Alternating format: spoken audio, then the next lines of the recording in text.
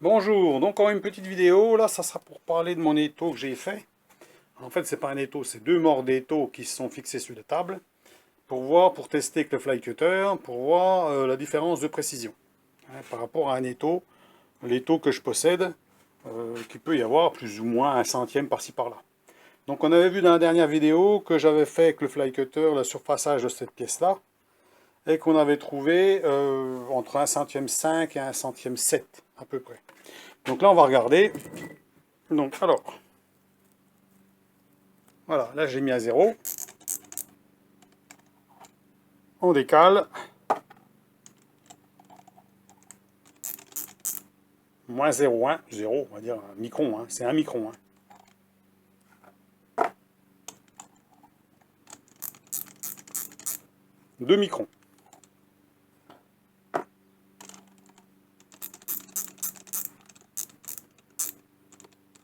Voilà. 0,4. 4 microns.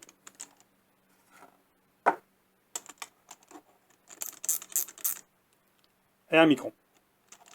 Voilà, si on revient. Un micron. Voilà. Donc précision, on va dire, très importante. Hein. Donc alors, on va enlever ça. Voilà. Là, j'ai bien ébavuré, j'ai passé au papier, au tampon Gex, là, les trucs de casserole, pour bien enlever toute la saleté qu'il pourrait y avoir dessus, ébavurer, tout propre, pour être sûr qu'il n'y a pas de conneries. Hein. Donc voilà, ça, cette pièce-là, elle est là.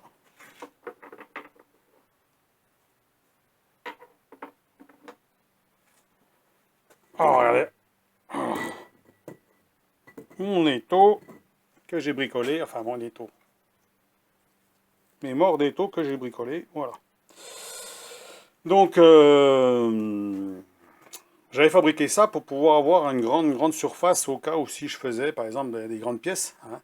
Donc je voulais tester par rapport à mon étau pour voir ce que ça donnait. Et puis là, ben, c'est sûr qu'on est sur la table. Hein. On est posé sur la table avec des cales de réglage, hein. Donc des cales de hauteur. Donc là, on est parfaitement parallèle à la table. Hein. Donc on est bien à plat, nickel. Donc là, la précision, après, c'est la précision de la machine. On est d'accord. Hein. S'il y a 2-3 microns, c'est la précision de la machine. Ce qui est déjà très bien pour une machine comme ça. Hein. Puisque bon, on ne s'attend pas à avoir 3 microns qu'une machine. Hein. Avec une fraiseuse, c'est plutôt quelques centièmes. Hein. On va dire peut-être jusqu'à 5 centièmes. Quoi. Donc là, on n'a même pas 5 centièmes, on a quelques microns. Donc c'est quand même bien. Donc alors, j'ai aussi fait un autre truc. Je ne sais pas si vous allez remarquer, mais ici, là, le fly cutter est beaucoup plus haut. Il n'y a plus il n'y a plus ça. Je l'ai enlevé et j'ai mis ça à la place. Donc c'est l'icône morse qui s'enfile directement dedans. C'est pas forcément bien. Hein, je veux dire, bon, le problème c'est que quand c'est dedans, on n'a pas de prise ici. On n'a pas de prise ici, ce qui fait que ça tourne. Ça tourne, c'est pas facile à bloquer. Hein. Il aurait fallu qu'il fasse au moins une surépaisseur à cet endroit-là et avec une clé qu'on puisse tenir. Hein, pour qu'on puisse tenir en même temps qu'on serre. Parce que sinon, ben, ça tourne, c'est chiant. Donc à un moment donné, il faut tout tenir en même temps, la fraise ou le fly cutter, puis bloquer, serrer jusqu'à quand que ça bloque. Voilà. Donc c'est pas le mieux, mais enfin bon, là je l'avais fait avec 100 coups de morse, j'aurais pu le faire avec un coup de morse, ça aurait été exactement pareil. Hein. Donc voilà, ça permet. Alors le fait de rehausser, j'ai testé avant quand même sur les taux Vevor. Le résultat était le même. Hein. Ça veut dire on arrive à 2 centièmes à peu près, hein, au moins 2 centièmes. Donc ça change pas grand-chose. Il y a peut-être moins de flexibilité peut-être, mais en fait c'est pas grave puisque de toute façon on prend très peu de matière. Hein. Là là je prends 3 dixièmes. Hein. J'ai pris 3 dixièmes là pour faire la surface. Jusqu'à 3 dixièmes ça va, hein, donc il n'y a pas de problème. Donc bah, c'était juste pour vous montrer. Alors ceux qui n'ont pas vu comment j'ai fabriqué ça. Ils peuvent le voir dans les vidéos que je vais mettre au bas. Hein, voilà. Je vais mettre au bas les vidéos, hein, toutes les vidéos de construction des deux morts. Alors moi j'ai fait ça très costaud, très lourd. Hein.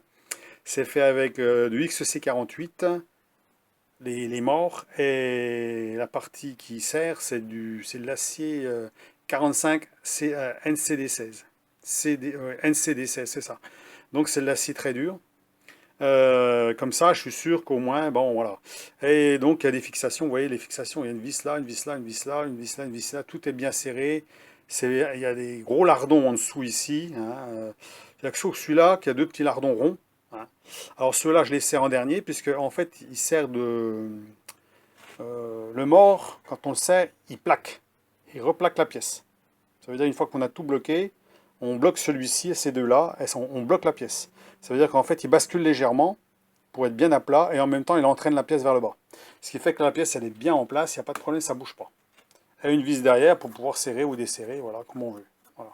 Avec un filetage en pas trapézoïdal, hein. Donc assez costaud. Une clé 18 pour pouvoir desserrer et resserrer. Il n'y a pas besoin de serrer très très fort, ça bloque vraiment bien, hein.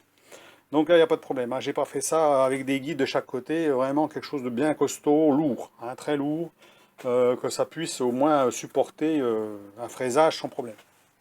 Donc voilà. Donc celui qui veut s'amuser à en fabriquer un, il peut en fabriquer un, hein. Bon, enfin un peu de matière, hein. Donc moi c'est fait en 50-50, hein. C'est 50 mm sur 50 mm, hein. Et la largeur fait 120. Il fait 120 là, et les morts là font 135. 135 là, hein.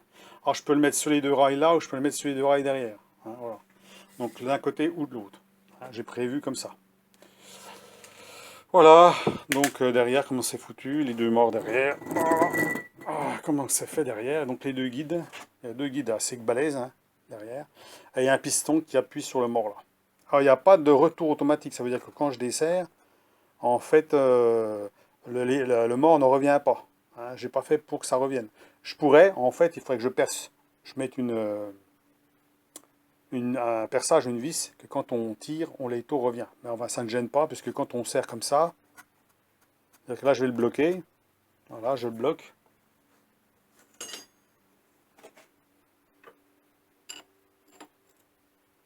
Voilà. Là, la pièce, elle ne bouge plus. Ok. On ne peut pas l'enlever. Je débloque.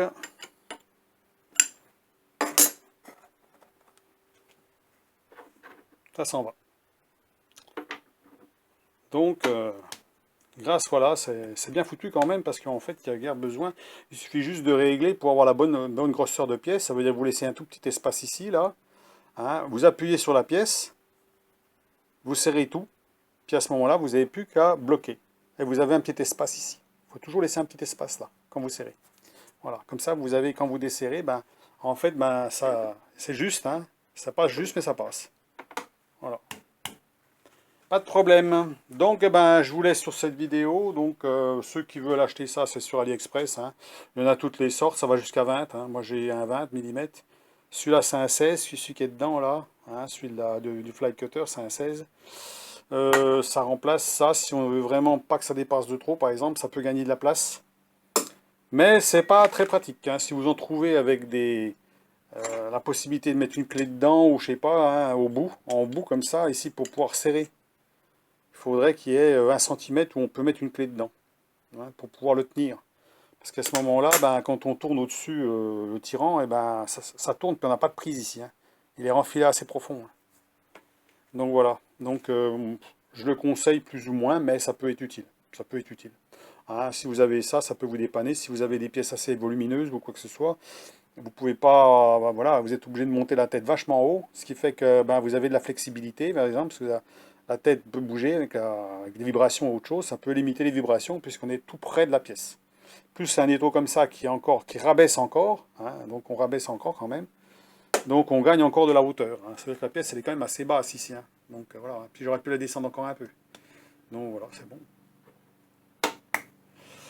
Voilà, si vous avez des petites questions, vous pouvez me les poser. Donc je mets les liens des vidéos que j'ai fait sur ces morts d'étau, hein, avec l'acier, donc XC48, 45 NCD16 pour les deux morts. Alors je ne les ai pas trempés, hein. Je ne les ai pas trempés parce que en fait c'est de l'acier qui est déjà très dur. Et j'ai pas voulu les tremper pour garder bah, une surface, je les ai fraisés et tout, hein, pour avoir une surface le plus droit possible, le plus propre possible, hein. Si je les aurais chauffés, il y a des chances qu'elles se déforment, ça se déforme. Puis après, bah, il faudrait passer une rectifieuse pour pouvoir les refaire bien à plat. Alors bon, je préfère faire comme ça. comme de toute façon on ne sert que des pièces qui sont déjà usinées, déjà sur les bords, et si c'est pas usiné, j'ai des plaques qui se mettent devant, hein, des plaques en acier qui se mettent devant, pour compenser, comme ça c'est des mordages qui pourraient très bien matraquer les mordages, j'en ai rien à foutre, que d'abîmer mes morts qui sont en acier dur, hein. Donc quand même c'est pas un étau qui a été trempé à ce niveau-là, hein, donc voilà, mais bon, c'est quand même de l'acier qui est dur, hein, donc c'est bien. Là on peut l'enlever, j'ai déjà serré assez fort, ça marque pas. Aucune marque, c'est sûr, hein. Ça fait des beaux morts, c'est vraiment bien, hein. C'est vraiment impeccable. Voilà, comme ça vous êtes sur la table direct, c'est quand même mieux. Si on veut vraiment faire de la précision. C'est sûr, on ne passe pas par un étau qui, lui, n'est pas forcément parfaitement aligné avec la table. Il peut y avoir un centième ou deux centièmes, il y a toujours quelque chose qui ne va pas. Donc là, on est sûr que là, la pièce est posée sur la table. Si vos cales de précision sont précises et c'est bien à plat, la pièce est bien à plat, il n'y a pas de souci, ça doit être droit, hein, il n'y a pas de raison. À quelques microns près, bien sûr, hein, parce que de toute façon, vous avez toujours un défaut entre l'équerrage de la tête de fraise, hein, de la broche par rapport à la table. La table, elle peut très bien être légèrement bombée, hein, c'est quand même du made in China, c'est quand même pas parfait. J'ai regardé, j'ai 2-3 centièmes par-ci par-là, voilà, en bout, il y a toujours un petit quelque chose. Donc c'est jamais parfait, hein. Faut pas s'attendre à avoir du micron, hein. C'est pas des machines professionnelles, hein. Ah, c'est sûr que la table serait rectifiée au micron parfaitement, la tête serait vraiment parfaitement alignée. Là, on est sûr de faire quelque chose de vraiment très très bien. Mais vous voyez, même avec une machine qui est quand même, j'ai fait très peu de choses dessus, puisque j'ai juste calé un petit peu la tête, c'est tout, hein. Et ben en fait, elle est assez précise, hein. Je suis quand même sur une pièce quand même qui est assez grosse, ça fait quand même 7 cm 5. On a quand même très peu de défauts, hein. Voilà. Donc voilà, c'est tout ce que j'avais à dire là-dessus, je pense, hein. Donc c'est surtout pour ceux qui veulent voir ce genre de truc, hein, qui peut les intéresser. Alors c'est assez facile à faire quand même, mais bon, il faut quand même faire ça, bon, assez costaud quand même, hein. Prévoyez quand même du solide, hein. C'est pas, faut quand même serrer la pièce comme il faut. Faut quand même du solide, faut là du bon acier, hein. Faut pas de la vacherie. Et puis là, vous voyez les morts, là, le mort mobile, là, il est aussi épais que le mort fixe, hein. Ça c'est un mort fixe, ça c'est un mort mobile, et ça c'est un mort fixe, hein. Donc on voit déjà la solidité du truc, hein. Hein, je vais vous dire qu'il pèse son poids. Il n'y a pas de problème. Mais c'est ce qu'il faut. C'est ce qu'il faut. Voilà. Donc j'ai regardé sous mon étau, j'ai regardé si j'avais quoi que ce soit comme vacherie dessous. Il n'y avait rien du tout, absolument rien, hein. Alors de temps en temps, il faut passer la table avec une pierre, genre pierre à affûter les couteaux, vous savez, les pierres un peu comme ça. Je vais vous montrer.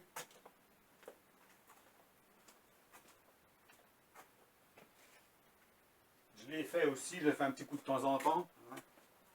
Moi j'ai une pierre comme ça, hein, où on affûte les couteaux. D'abord elle est dégueulasse, hein. On passe un peu partout sur la table. Un coup sous l'étau, légèrement, ça enlève rien, hein, c'est du mille, donc ça enlève pratiquement rien, mais s'il y avait une saloperie qui est incrustée dans la table ou autre chose, on va l'enlever.